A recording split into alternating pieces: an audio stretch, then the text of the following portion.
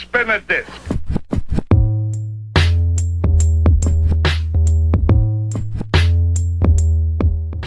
What's good, family? How you guys doing? How you guys keeping? Welcome back to the Blessed Review. Trust you guys are doing okay. Now we're still on Ollah 10, son. Ollah 10 done said a lot of things this week, gave us a lot of things to dissect, son. You know what I mean? So we're still on Ollah 10, man, and trying to catch up with all that he be talking about. Now, Ollah 10 states that Winky D broke his heart. Winky D broke his heart more than any other woman in his life has ever done, son. You know what I'm saying? So, wanna hear what the boy has to say? Wanna hear why he detests or dislikes Winky D so much, man? You know what I mean? Let's hear what he has to say. Anyway, if you feel some type of way, put it down in the comment section, son. I'm your boy Bless, and I'm out. He's attacking Winky D. I hate Winky D. Why? I hate Winky D because Winky D, and that's what I'm talking about. Winky D almost ruined my life. How?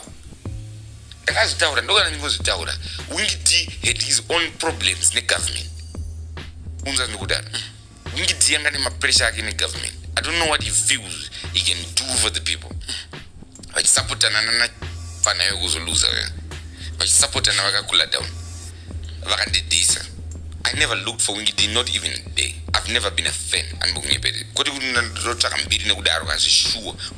Sean Makuma mfezongo. And force it to kushanda na Winky D. And force it to kushanda na Winky D. Iya no farira Winky D.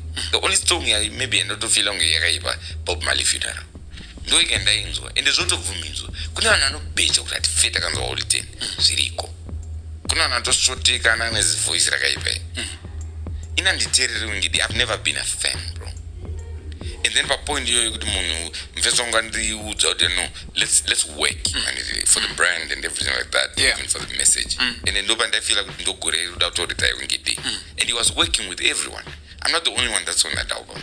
I remember even Nana Enzo, Nana Bazooka, Anita Jackson, everyone was on the album.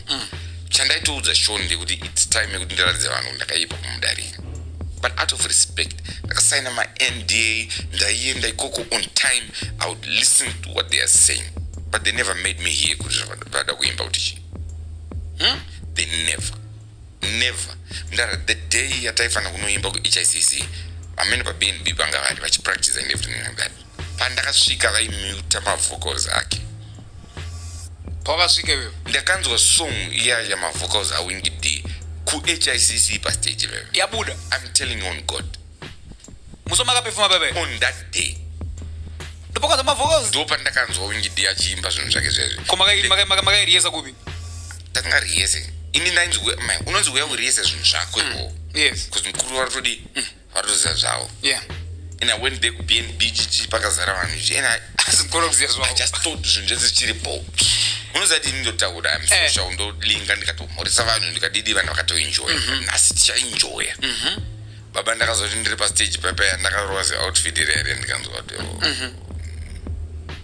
yo. So you feel akandirwadza inini. So you feel betrayed. Ndakadanana nemasikana vakawanda. But andisandambopiwa heartbreak ndakapiwa sendakapiwa naWinky D. Andina zvandakamutadzira. Some people say iwewe wakazobuda uchiti ndaraswa naWinky D wangowa kutya kuti pange mahwani anonokuitika or something like that. So you were fearing for your probably your brand, your career, then what? But pambakaita zvinhu ina nazvandotya. I will tell you the truth. The reason why usingazombondione panapa maybe painterview ndoti uya panapa ndodisa the president is because Bible rinondoudza kuti vakuru vanobatwa zvakanaka. And because ivo vamunangagwa vakandoudza about kubuditsa madrugs kavaroda kuita. I've lost brothers. Like that's my only struggle on radio. Zvinhu zvese zvekuzotsvaga mari nenini vanhu vanozotsvaga. But kwandiri it's about getting that youth out of drugs. I've lost brothers from overdose and everything.